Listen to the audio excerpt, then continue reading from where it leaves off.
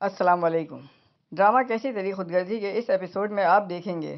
آپ تمام دوستوں سے گزارش ہے کہ ہمارے اس چینل کو سبسکرائب کر دیں اور اس ویڈیو کو آخر تک ضرور دیکھیں۔ کیسی تیری خود غرضی کے اس ایپیسوڈ میں شمشیر مہک کے گھر جاتا ہے۔ شمشیر کے والدین کو کہتا ہے، جب سے میں نے اپنے محنت سے پیسہ کمایا ہے تب سے مجھے احساس ہوا ہے کہ میں نے آپ لوگوں کے ساتھ بہت غلط کیا ہے اور میری غلطی معافی کے لائق تو نہیں ہے، لیکن پھر بھی مجھے معاف کر دیجیے۔ اور مہک یہ سب کچھ سن رہی ہوتی ہے اور یہ سب سننے کے بعد مہک کو شمشیر پر بہت پیار آ رہا ہوتا ہے۔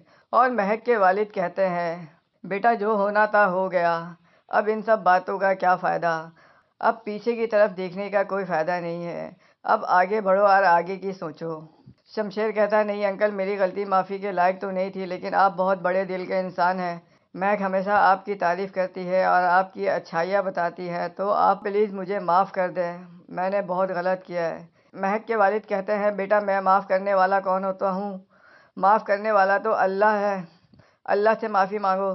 تو شمشیر کہتا ہے، آپ معاف کر دیں تو پھر اللہ بھی معاف کر دے گا۔ اور یہ کہنے کے بعد شمشیر مہک کے والد کے گلے لگ جاتا ہے۔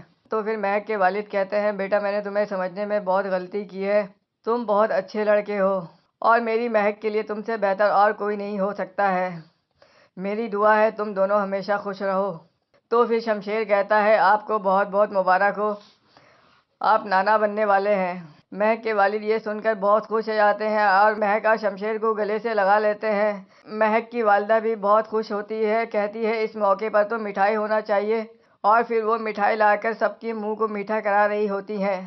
اور ادھر شمشیر کے والد نواب دلاور صاحب مہک کو مارنے کی پلاننگ بنا رہے ہوتے ہیں۔ وہ کہتے ہیں کہ مہک کو تو میں کبھی معاف نہیں کروں گا، اس لڑکی نے شمشیر کو مجھ سے چھین لیا ہے اور میری بیوی کی بھی یہی قاتل ہے، میں اسے کبھی نہیں چھوڑوں گا۔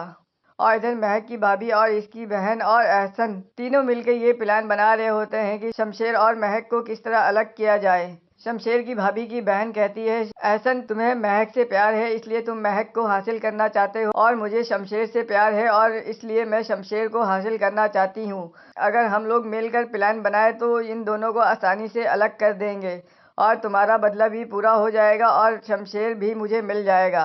مہک کی بھابھی کی بہن کہتی ہے کہ اس کے بدلے میں تمہیں میں منہ مانگا قیمت بھی دوں گی۔ تو احسن کہتا ہے، ٹھیک ہے۔